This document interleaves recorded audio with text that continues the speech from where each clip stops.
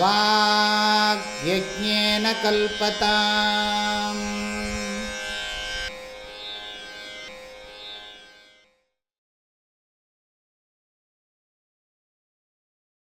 ந யோகேன ந சாங்க்யேன கர்மணா நோ ந வித்யயா பிரம்மாத்மைகத்வபோதேன மோக்ஷः சித்யதி நான்யதா. ந யோகேன ந சாங்க்யேன கர்மணா நோ ந வித்யயா பிரம்மாத்மைகத்வபோதேன மோக்ஷः சித்யதி நான்யதா. இப்போ திரும்பவும் சொல்கிறார், மறுபடியும் ஞானத்தினால தான் மோக்ஷங்கிறத திரும்பவும் சொல்கிறார். ஏற்கனவே சொன்னார், படந்து சாஸ்திராணி யஜந்து தேவான் குர்வந்து கர்மாணி பஜந்து தேவதாக ஆத்மைக்கிய போதேன வினா விமுக்தி ந சித்தியதி பிரம்ம சதாந்தரேபின்னு சொன்னவர் திரும்பவும் சொல்கிறார், வேறு எந்த சாஸ்திரத்தினாலேயும் மோக்ஷம் கிடைக்காது, ஞானம் கிடைக்காது, மோக்ஷமும் கிடைக்காது. வேறு எந்த சாஸ்திரத்தினாலையும் வர்ற ஞானம் மோட்சத்தை கொடுக்காது. வேறு எந்த சாஸ்திர ஞானத்துக்கும் மோட்சத்தை கொடுக்குற சக்தி இல்லை. அத்வைத சித்தாந்தத்தை உபதேசிக்கிற உபனிஷத்துக்கள் பிரகரண கிரந்தங்களுக்குத்தான் அந்த ஞானத்தினால்தான் மோட்சத்தை கொடுக்கக்கூடிய சக்தி இருக்குது. மோட்சத்தை கொடுக்கக்கூடிய சக்தி ஞானத்துக்கு தான் இருக்குது. ஞானம் எந்த ஞானம் வேணுமோ அந்த ஞானத்தை கொடுக்குற சக்தி அத்வைத சித்தாந்த சாஸ்திரங்களுக்கு மாத்திரம்தான் இருக்கிறது என்பதை இப்போ இங்கே உபதேசம் பண்ணுறார். ஸ்லோகம் தெளிவாக இருக்கு. யோகேன மோக்ஷா ந சித்தியதி, சாங்கியேன மோக்ஷா ந சித்தியதி, கர்மணா மோக்ஷா ந சித்தியதி, வித்யயா மோக்ஷா ந சித்தியதி, பிரம்ம ஆத்ம ஏகத்வபோதேன மோக்ஷா சித்தியதி, அன்யதா கேனாபி உபாயேன மோக்ஷா ந சித்தியதி. ஸ்பஷ்டமாக சொல்கிறார், தெளிவாக உபதேசம் பண்ணுறார். யோகேன, யோகேனா யோகசாஸ்திரம், பதஞ்சலி பகவான் உபதேசம் பண்ணின யோகசாஸ்திரத்தினால சித்தசுத்தி கிடைக்கும், சித்த ஏகாகிரதை கிடைக்கும். ஆனால் மோக்ஷம் கிடைக்காது. ஏன்னா அவர்கள் பிரம்ம ஆத்ம பேதவாதிகள், ஏகத்துவவாதிகள் கிடையாது. அவங்களுடைய மோட்சமெல்லாம் சாத்திய ரூபமான மோட்சம். அத்வைத சித்தாந்தத்தில் சொல்லப்படுற மோட்சம் சித்தரூபமான மோட்சம். மோக்ஷா நித்திய சித்தா, மோக்ஷா அனித்திய சாத்தியா இல்லை. ஆகையினால யோகசாஸ்திரத்தினால சில பிரயோஜனம் இருக்குது. அந்த பிரயோஜனமெல்லாம் சித்த சுத்தியே தவிர ஞானத்துக்கு யோக்கியதையை கொடுக்குமே தவிர ஞானத்தை கொடுக்கவோ மோட்சத்தை கொடுக்கவோ முடியாது. நல்லா புரிஞ்சுக்கணும். ஞான யோக்கியதையை கொடுக்கும், ஞானத்தை கொடுக்கவோ மோட்சத்தை கொடுக்கவோ அதுக்கு சக்தி கிடையாது. அறிவை பெறுவதற்கு, மெய்யறிவை பெறுவதற்கான தகுதியை கொடுக்குமே தவிர மெய்யறிவை தருவதற்கோ மெய்யறிவினால் உணரப்படும் முக்தியை உணர்வதற்கோ அதுக்கு முடியாது. அதனால் பகவான் பதஞ்சலி யோகசாஸ்திரத்தினால சொல்லப்பட்ட உபதேசமானது ஞானத்தையும் கொடுக்காது, மோட்சத்தையும் கொடுக்காது. அத்வைத ஞானத்தை கொடுக்காது, மோட்சத்தையும் கொடுக்காது. அது தெளிவாக சொல்கிறார். சாங்கியேன, கபில மகரிஷி உபதேசம் பண்ணின பிரகிருதி புருஷ விவேக ஞானத்தினால கிடைக்கிற ஞானம், அந்த ஞானம் மோட்சத்தை கொடுக்காது. அதனால் கிடைக்கிற ஞானம் அத்வைத ஞானம் இல்லை, துவைத ஞானம்தான். துவைத ஞானத்துக்கு நித்திய மோட்சத்தை கொடுக்கக்கூடிய சக்தி கிடையாது.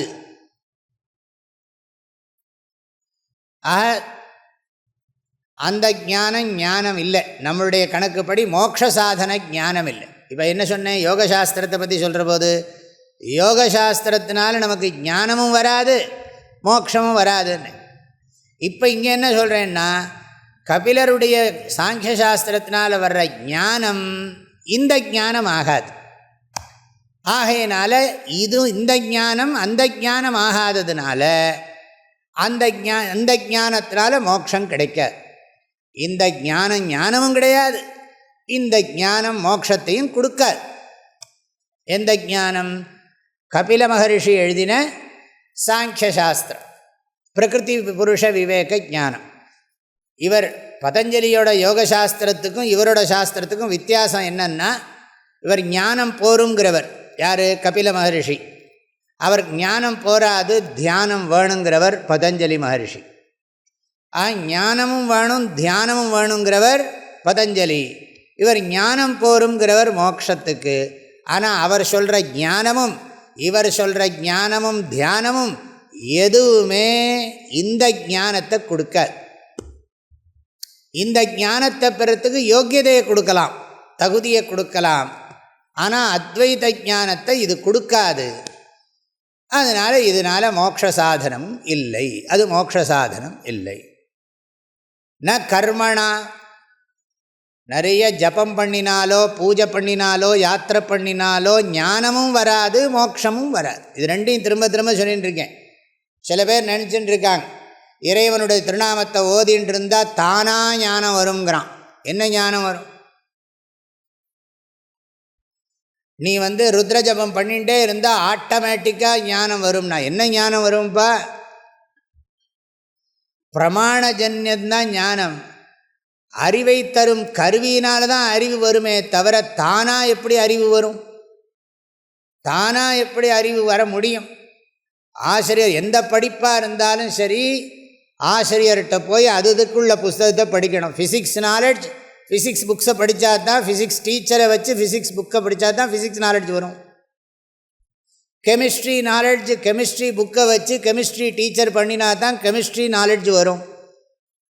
இல்லாட்டி தானாக வரும்னா, தானாக வர்றதுன்னா நீ போன ஜென்மாவில் கெமிஸ்ட்ரி டீச்சர்கிட்ட கெமிஸ்ட்ரி புஸ்தகத்தை வச்சு படிச்சிருப்பேன், அது இப்போ வெளியில் வருதுன்னு சொல்லுவோம். அப்போவும் சப்போஸ் தானாக வர்றதுன்னா அது எப்படி தானாக இந்த ஜென்மாவில் வர்றது? அப்போ நீ ப்ரீவியஸ் பர்த்தில் எங்கேயோ படிச்சிருக்க, படிக்காது இப்போ வராது.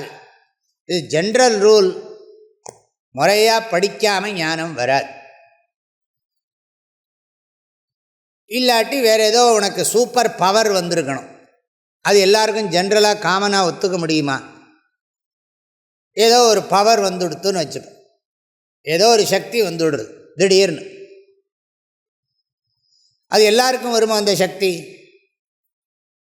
திடீர்னு எனக்கு எல்லா நாலேஜும் வருது, நான் எந்த விஷயத்தை வேணாலும் பற்றி பேசுகிறேன், எனக்கு ஏதோ ஒரு பவர் வந்துடுறது, இஎஸ்பி வந்துடுறது. அதனால் நான் கம்ப்யூட்டர் சயின்ஸை பற்றி பேசுகிறேன், ஃபிசிக்ஸை பற்றி பேசுகிறேன், குவாண்டம் ஃபிசிக்ஸை பற்றி பேசுகிறேன், எதை வேணாலும் மெட்டாஃபிசிக்ஸை பற்றி பேசுகிறேன், எதை வேணாலும் நான் பேசிகிட்டு இருக்கேன். அது அந்த சமயத்துக்கு அந்த பவர் ஒர்க் பண்ணுமா இருக்கும். அப்புறம் தனியாக கேட்டால் ஒரு மண்ணும் தெரியாது. அந்த இடத்துல போய் உட்காந்து வேப்பிலையை போட்டால் வருது சில பேருக்கு. வேப்பிலையெல்லாம் பரப்பி உட்காந்துனான்னா அருள் வாக்கு சொல்கிறாங்கிறான். அதுவும் ரொம்ப நேரம் ஆறுது. அது கொஞ்ச நாள் கழித்து அந்த அருள் வாக்கு சொல்கிற சக்தியும் போயிடும், சொல்லி சொல்லி சொல்லியே போயிடும். ஏன்னா இதெல்லாம் சொன்னால் பக்தர்கள் நமஸ்காரம் பண்ணுவாங்க, தட்சணை வரும், அந்த பணத்தை வச்சுன்னு என்னத்தையா பண்ணுவான், கடைசியில் பவர் போயிடும்.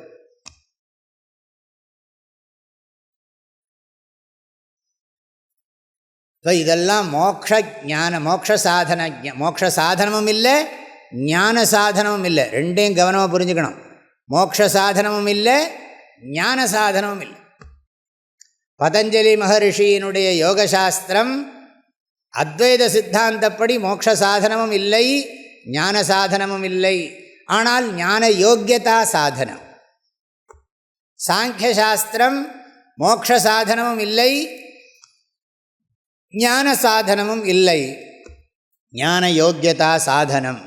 கர்மா, நிறைய ரிச்சுவல் பண்ணுறேன், காய்கம் கர்ம, வாச்சிக்கம் கர்ம, மானசம் கர்ம. காலமிருந்து சாயங்காலம் வரைக்கும் ருத்ரத்தை சூரிய உதயத்திலேருந்து ஆரம்பித்து சூரிய அஸ்தமனம் வரைக்கும் ருத்ர ஜபம் பண்ணிகிட்டே இருக்கேன். எதுக்குன்னா எனக்கு ஞானம் வரணும்னு. வராது. நல்ல மனசு, நல்ல புண்ணியம், சித்தசுத்தி, ஞான யோக்கியதை கிடைக்கும், ஞானம் கிடைக்காது. ஞானம் உட்கார்ந்து படிக்கணும். அது ஞான சாதனமும் இல்லை, மோட்ச சாதனமும் இல்லை. காலையிலேருந்து சாயங்காலம் வரைக்கும் ருத்ர ஜபம் பண்ணுறேன், விஷ்ணு சஹஸ்ரநாமம் பண்ணுறேன், அப்படி 108 நாளைக்கு பண்ணுறேன், இல்லை 12 வருஷம் பண்ணுறேன்னே வச்சுக்கோமே, வந்துடுமான்னா வரவே வராது. சாகர வரைக்கும் நீ பண்ணிகிட்டே இருந்தாலும் அதனால் உனக்கு ஞானமோ அதனால் உனக்கு மோட்சமோ கிடைக்காது. கர்மணா மோக்ஷா ந சித்தியதி. நம்ம அதையும் போட்டுக்கணும். ஞானம் ந சித்தியதி, மோக்ஷம் ந சித்தியதி. வித்யா, இந்த இடத்துல வித்யான்னா சகுண பிரம்ம தியானம். உருவக்கடவுளை நீ தியானம் செய்வதால் ஞானம் வராது, மோட்சம் கிடைக்காது. நான் விடாமல் தட்சிணாமூர்த்தியவே தியானம் பண்ணிகிட்டு இருக்கேன். காலையிலேருந்து தட்சிணாமூர்த்தி ஸ்தோத்திரத்தை சொல்லிட்டு அப்படியே ரூமுக்குள்ளேயே உட்காந்துன்னு தியானம் பண்ணுறேன். இல்லாட்டி கோயிலே எந்திரிக்காமல் சாப்பிடாமல் கூட தியானம் பண்ணிகிட்டே இருக்கேன். ஞானம் வருமானா? வராது. மோட்சம் கிடைக்குமான்னா? கிடைக்காது. அதுக்கு என்னதுக்கு இவ்வளோ சிரமப்படுற, பேசாமல் போய் கிளாஸில் படியேன் அப்படின்னா. இல்லை, இந்த சாமியாரையும் நம்ப மாட்டேன், அவர் சொல்லித்தர சாஸ்திரத்தையும் நம்ப மாட்டேன்னா. படு, நல்லா இரு. என்றைக்கு உனக்கு விவேகம் வருதோ அன்றைக்கி வரட்டும்.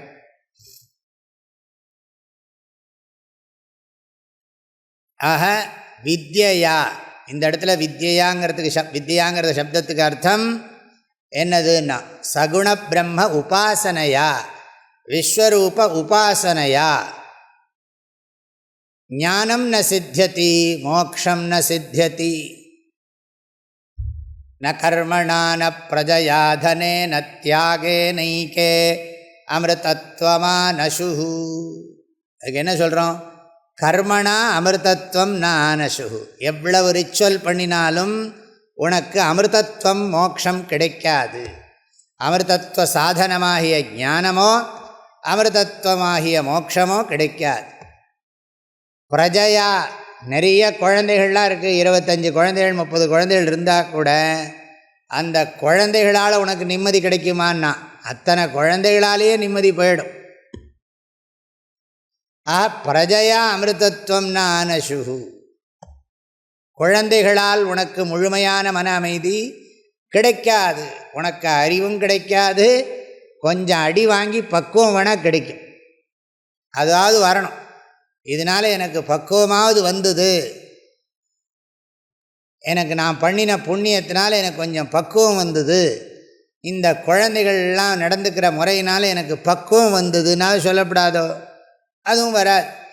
அவங்கள சரி பண்ணணும்னு நினச்சி பூஜை பண்ணிகிட்டே இருப்பான் 88 வயசு வரைக்கும். கர்மணா அமிர்தத்வம் ந ஆனசு, பிரஜையா அமிர்தத்வம் ந ஆனசு. தனேன, தனேனன்னு அர்த்தம் பணம்னு அர்த்தம். அங்கே இன்னொரு மீனிங் இருக்குது, உபாசனையான்னு ஒரு மீனிங் இருக்குது. தனம்னு சொன்னால் பணத்தினால உனக்கு முழுமையான சாந்தி அமிர்தத்வம் கிடைக்காது, ஞானமும் கிடைக்காது. வேதம் அவ்வளோதான் சொல்லியிருக்கு.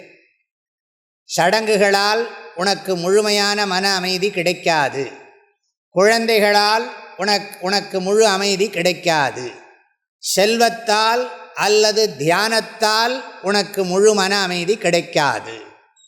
இப்போ வேறு எதனால் கிடைக்கும்னா இவைகளையெல்லாம் அறிவுபூர்வமாக தியாகம் செய்வதால். தியாகே நைகே அமிர்தத்வமானசு. சடங்குகளை விடுவதாலும் குழந்தைகளிடம் உள்ள பற்றை விடுவதாலும் பொருள் மீது உள்ள பற்றை விடுவதாலும் உனக்கு அமைதி கிடைக்கும், அறிவும் அமைதியும் கிடைக்கும். அப்படி எடுத்துக்கணும். அதனால் கடைசியில் சொல்கிறார், எல்லாரும் ஒன்றுங்கிற ஞானத்தினால கிடைக்கும். பிரம்ம ஆத்ம ஏகத்துவ போதேன. பற்ற விடணுன்னாலும் உண்மையான அறிவை பெற்று தான் பற்ற விட முடியும். எனக்கு ₹1,00,00,000 கிடைச்சா தானே நான் ₹10,000 சம்பளத்தை விட முடியும். 1,00,00,000 சம்பளம் கொடுக்குறான் என்னோடய திறமைக்கு, என்னோடய உழைப்புக்கு. எனக்கு 1,00,00,000 சம்பளம் கிடைக்கிறதுங்கிற போது என் திறமைக்கு உழைப்புக்கு 10,000 தான் சம்பளம் கொடுத்துட்டுருக்கான் ஒருத்தன். இன்னொருத்தன் சொல்கிறான், உன்னுடைய திறமை உழைப்புக்கு 10,000 ஒன்றுமே இல்லை, நான் உனக்கு 1,00,00,000 தரேன் வான்னா என்ன பண்ணுவோம்னா, அந்த 1,00,00,000 வேலையை ஒத்துண்டு கான்ட்ராக்டில் கையெழுத்து போட்டுட்டு அதுக்கப்புறம் இவருக்கு லெட்டர் கொடுப்பேன். என்ன லெட்டர் கொடுப்பேன்? எனக்கு இந்த மாதிரி ஆஃபர் வந்திருக்கு, என்னுடைய திறமைகள் மதிக்கப்படுகின்றன, என்னுடைய திறமைக்கு வாய்ப்பு இருப்பதால் தங்களுக்கு இவ்வளவுதான் சக்தி இருப்பதால் தங்களிடம் இதுவரை பார்த்து வந்த வேலையை விடுகிறேன், நன்றி வணக்கம் அப்படின்னு சொல்லிட்டு அங்கே போயிடுவோமா இல்லையா? அதே மாதிரி தான் வேதாந்தம் படித்து ஆத்ம ஞானத்தினால மோட்சம் கிடைக்கிறதுங்கிற போது, ஆனந்தம் கிடைக்கிறதுங்கிற போது சடங்குகள் என்ன மற்ற சாஸ்திரங்கள் இவங்களுக்கெல்லாம் ஒரு நன்றி வணக்கம். இங்கே போகிறேன். பிரம்ம ஆத்ம ஏகத்துவ போதேன, எல்லாம் ஒன்று தான். ஆத்ம ஏகத்துவம் பிரம்மாத்ம. முதல்ல என்ன சொன்னார்? ஆத்மைகத்துவ போதேனர். நீயும் நானும் ஒன்று, இந்த பூமியும் நானும் ஒன்று,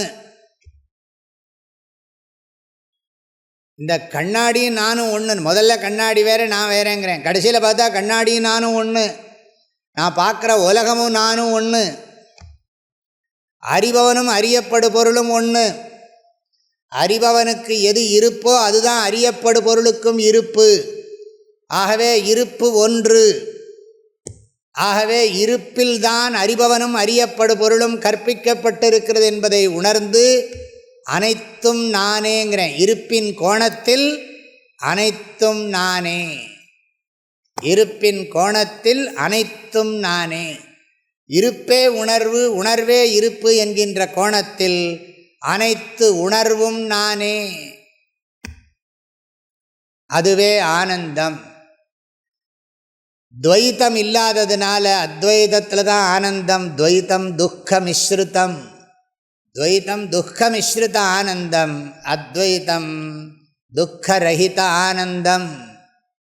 ஆகையினால அந்த அத்வைத ஆனந்தத்தை ப்ராப்பராக அண்டர்ஸ்டாண்ட் பண்ணிக்கிறேன், புரிஞ்சுக்கிறேன். எல்லாமே புரிஞ்சுக்கிறது தானே, இதை புரிஞ்சுக்கிறேன். அதனால் எனக்கு என்னென்னா, அதனால தான் எனக்கு மோட்சம் சித்திக்கிறது. ஆஹா, பிரம்ம ஆத்ம ஏகத்துவ போதேன அந்யதா மோக்ஷா ந சித்தியதி. அதை தவிர வேறு வழியில் மோட்சம் சித்திப்பதில்லை. இந்த இடத்துல போதம்னா என்ன? ஞானம். பிரம்மாத்மைகத்வ ஞானேன வினா, அந்யதான்னா வினா மோக்ஷா ந சித்தியதி. எனக்கு தேவை அத்வைத ஞானம். அத்வைத ஞானத்தினால கிடைக்கிற மோக்ஷம். ஆக எல்லா சாஸ்திரங்களையும் மதிக்கிறேன், ஆனால் எல்லா சாஸ்திரங்களும் எனக்கு மனப்பக்குவத்தை கொடுக்கிறதே தவிர, மனதிற்கு பக்குவத்தை கொடுக்கிறதே தவிர ஞானத்தையும் கொடுப்பதில்லை, முக்தியையும் கொடுக்காது. ஞானத்தினால தான் முக்தி, அதுவும் அத்வைத ஞானத்தினால தான் முக்தி. துவைத பேத ஞானத்தினால முக்தி கிடையாது. அப்படிங்கிறத நாம் ஸ்ருதி யுக்தி அனுபவத்தினால சித்தாந்தம் பண்ணியிருக்கோம். ஆக இதை சொல்கிறார். இது ஒரு விஷயம். இன்னும் நிறைய கருத்துக்கள்லாம் சொல்கிறார். அதாவது அந்த முமுட்சுத்துவம் தீவிரமாக இருக்கணும். சும்மா கேஷுவலாக படிக்கப்படாது, சீரியஸாக படிக்கணும் அப்படின்னு சொல்ல போகிறார். இந்த படிப்பு சீரியஸாக இருக்கணும். சும்மா ஏதோ பொழுது போலேன்னு படிக்கப்படாது. மோட்சம் வேணுங்கிற அந்த தீவிர முமுட்சுத்துவத்தோடு படிக்கணும். தீவிர முமுட்சுத்துவம், தீவிர ஜிக்ஞாசுத்துவத்தோடு படிக்கணும். இல்லைன்னா இந்த ஞானம் வராது. அப்படியே வந்தாலும் அந்த முக்தி இன்பத்தை உணர முடியாது. அப்படி சொல்ல போகிறார். பார்க்கலாம். நயோகேன ந சாங்கியேன கர்மணா நோ ந வித்யயா பிரம்மாத்மைகத்வபோதேன மோக்ஷ சித்தியதி நான்யதா. ந யோகேன ந சாங்க்யேன கர்மணா நோ ந வித்யயா பிரம்மாத்மைகத்வபோதேன மோக்ஷ சித்யதி நான்யதா.